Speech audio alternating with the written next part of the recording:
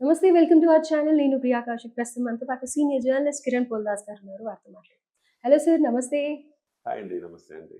So ఇండియాకి ఒక big shocking అనుకోవచ్చు. నిన్న ఒక్కరోజే 18,000 మెంబర్స్‌ని అక్రమ వలసదారులుగా భావించి ఇండియాని స్పెషల్ ఎయిర్ క్రాఫ్ట్ పెట్టేసి పంపించేశారు. సో చాలా షాకింగ్ అనిపిస్తుంది. ఎందుకంటే ఎంతో మంది పిల్లలు అక్కడ స్టూడెంట్సే ఉన్నారా, ఇంకెవరు ఉన్నారా అనేది కన్ఫర్మేషన్ లేకపోయినప్పటికీ అంతమంది ఎంతో ఆశలతో అక్కడికి వెళ్తూ ఉంటారు. సో వాళ్ళనందరినీ పంపించేశారు. దీన్ని ఏ విధంగా చూడాలి అని అంటారు? అంటే అక్కడ ఉన్న వాళ్ళకి ఏంటి, వాళ్ళ పరిస్థితి ఏంటి నెక్స్ట్? అండ్ ఇక్కడ వచ్చిన వాళ్ళది ఏంటి నెక్స్ట్ భవిష్యత్తు? ఇది ఇది అంత ఆందోళన పడాల్సిన అంశం ఏం కాదు ప్రియాంక గారు. ఎందుకంటే నీతిగా నిజాయితీగా వెళ్ళిన వాళ్ళ ఎవ్వరికి కూడా పద్ధతి ప్రకారం రూల్స్ అండ్ రెగ్యులేషన్స్ పాటిస్తూ వెళ్ళిన వాళ్ళకి ఎవ్వరికీ ప్రాబ్లం లేదు. ఎవరైతే వీటన్నిటిని మేనేజ్ చేసి వెళ్తారో వాళ్ళ వరకే ప్రాబ్లం. ఇవాళ ఈ 18,000 మంది కూడా వచ్చేసిన వాళ్ళు అక్రమంగా రూల్స్ అండ్ రెగ్యులేషన్స్కి వ్యతిరేకంగా అక్కడ ఉంటున్నవారే అన్నమాట. ఒక లెక్కల ప్రకారం ప్రతి ఏడాది భారతదేశం నుంచి 13 లక్షల మంది విద్యార్థులు అమెరికాలో చదువుకోవడానికి వెళుతూ ఉంటారు. ఓవరాల్గా ఒక తెలుగు రాష్ట్రాల నుంచి దాదాపు 2 లక్షల మంది వెళుతుంటారని ఒక అంచనా. అయితే ఇప్పుడు వరకు చూస్తే వాళ్ళ లెక్కల ప్రకారం 7,25,000 మంది అక్రమంగా అక్కడ ఉంటున్నారు అనేది అమెరికా ఇస్తున్న నివేదికలు.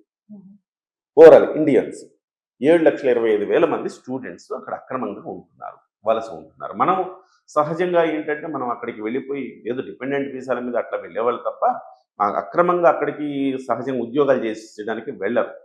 సో అక్కడ స్టూడెంట్స్ దగ్గర నుంచి స్టార్ట్ అవుతుంది. స్టూడెంట్స్ ఏం చేస్తారు, అక్కడ అమెరికాలో చదువుకోవాలి అని అనుకుంటారు. అమెరికాలో చదువుకోవాలనుకుంటే నిజాయితీగా వెళ్ళే వాళ్ళు చాలా కొద్ది మంది ఉంటారు. అమెరికా ఎందుకు అక్కడికి అనుమతిస్తుందంటే, నువ్వు అమెరికాకు వచ్చిన తర్వాత నువ్వు క్యాంపస్లో పనిచేయచ్చు కానీ బయట పార్ట్ టైంలో చేయటానికి లేదు. నువ్వు అక్కడ ఉండటానికి తినటానికి కావలసిన డబ్బు నీ దగ్గర ఉన్నదా, ఉంటేనే అప్లై చేసుకో. సో ఫీజులు కట్టడానికి డబ్బు ఉందా నీ దగ్గర, ఉంటే అప్లై చేసుకో, ఇది అంటది. కానీ మన కన్సల్టెన్సీలు ఏం చేస్తాయంటే, ఏముందండి మీరు ఒక సెమ్కి డబ్బులు రెడీ చేసుకుంటే చాలు, మిగతా అంతా కూడా అక్కడ పార్ట్ టైం చేసి డబ్బులు సంపాదించవచ్చు, ఉండటానికి నెక్స్ట్ ఫీజులు కూడా అక్కడ చేసేయచ్చు అని చెప్పి జనాన్ని ఈ రకంగా మభ్యపెట్టి కన్సల్టెన్సీలు మోసం చేస్తాయి. అడుగడుగున కన్సల్టెన్సీని మోసం చేస్తాయి అనే దానికంటే కూడా ఇంతకు ముందు వెళ్ళిన వాళ్ళందరూ కూడా అలానే వర్క్ చేసుకుంటూ అలానే వెళ్ళిన వాళ్ళు ఉన్నారండి. కానీ అలానే వెళ్ళిన వాళ్ళు ఉన్నారు, అది నిబంధనలకు విరుద్ధం కదా. బయట నువ్వు వచ్చి ఉద్యోగం చేయకూడదు అని అంటే ఆ రూల్ లాస్ట్ టైం ట్రంప్ వచ్చినప్పుడు పెట్టారు, స్టూడెంట్స్ చదువుకుంటూ వర్క్ చేయొద్దు. క్యాంపస్ లో వర్క్ చేసుకోవచ్చు. క్యాంపస్ లో అయితే ఒకటి ఉంటుంది, లైబ్రరీలో వర్క్ చేయడం, మనం ఇంకోటాను ఉంటుంది. క్యాంపస్ అని డిమాండ్ అనుకున్నప్పుడు మరి ఎలా పాసిబుల్ అవుతుంది? జాబ్స్ కూడా ఉండవు, సో బయట వెతుక్కుంటారు. ఇప్పుడు మనం ఏం చేయాలంటే బయట వెతుక్కుంటారు. సహజంగా అదే పద్ధతులు వెళ్తారండి. వాళ్ళందరూ ఇప్పుడు ఇబ్బంది పడుతున్నారు, అది వాస్తవం. తల్లిదండ్రులు ఇక్కడి నుంచి వాళ్ళకి ప్రతి సెమ్కి ఫీజు కట్టడమే కష్టం అంటే వాళ్ళు ఉండటానికి తినటానికి ఎక్కడి నుంచి ఇస్తారు? సో ఇది అమెరికాకి వెళ్ళాలి అని వేలం దెర్రిగా ఆలోచించే వాళ్ళకి ఇది ఒక చంపపెట్టు అనుకోవాలి. భారతదేశంలో మంచిగా చదివే ఇన్స్టిట్యూట్స్ లేవా, మంచిగా చదువు చెప్పేవి లేవా? ఇక్కడ కూడా బ్రహ్మాండంగా చదువుకోవచ్చు.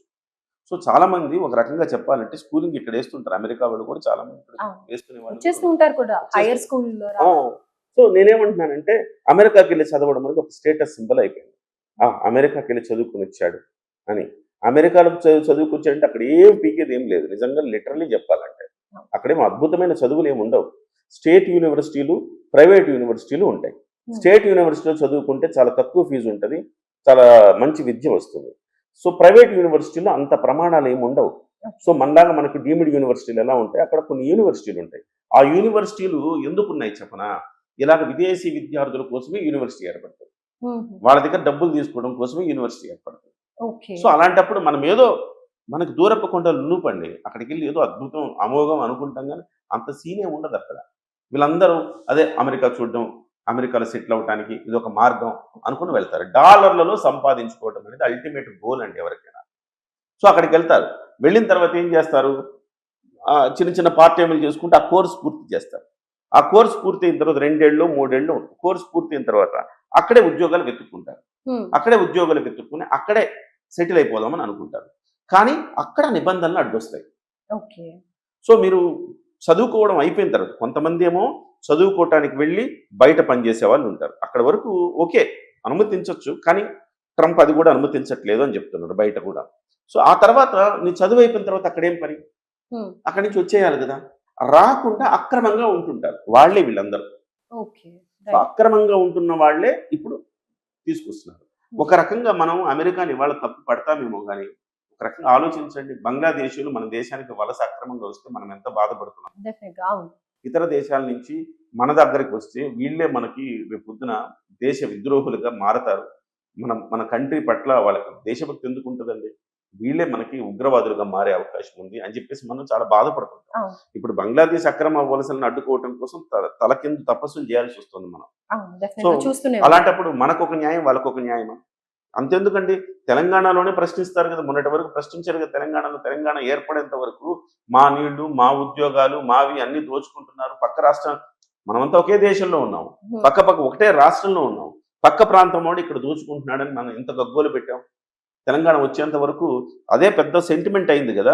అవును. మరి అటువంటిప్పుడు అమెరికా వాళ్ళు ఆలోచిస్తే తప్ప, ఇట్లా అక్రమంగా ఉండదురా, మా ఉద్యోగాలన్నీ మీరు వచ్చి కొట్టుకుపోతున్నారు, మీరు రోజుకి $15 ఇవ్వాలి, ఒక గంటకి $15 ఇవ్వాలనేది మినిమం వేజ్ బోర్డు చెప్తుంది. హ్మ్. సో హ్మ్. మనకు మినిమం అంటే ఉపాధికి ఇంత ఖచ్చితంగా ఇంత ఇవ్వాలి, ఒక కూలి అని ఉంటది కదా.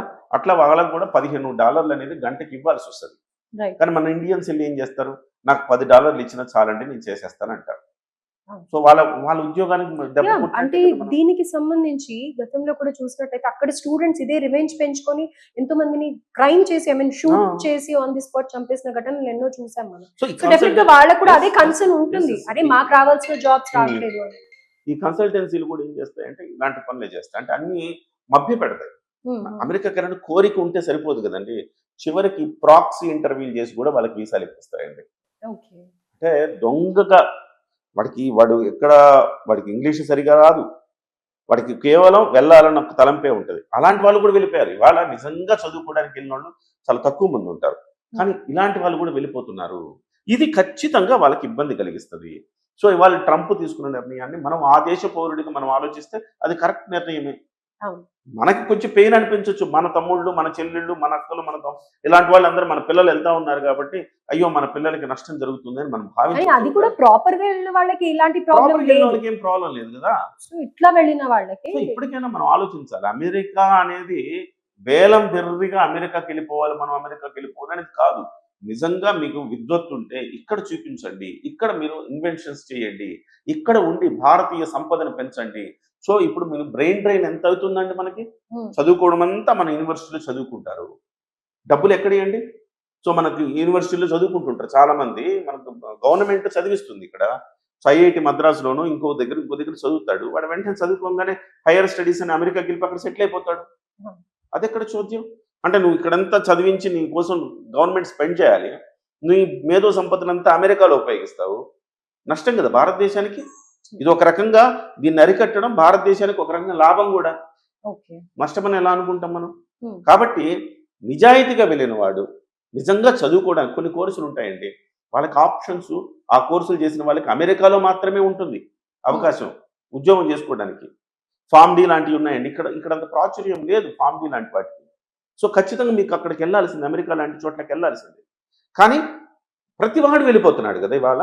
హ్మ్. అదే ఇక్కడ ప్రాబ్లం వస్తుంది. వేలం బెర్రి అనేది తగ్గించుకోవాలి.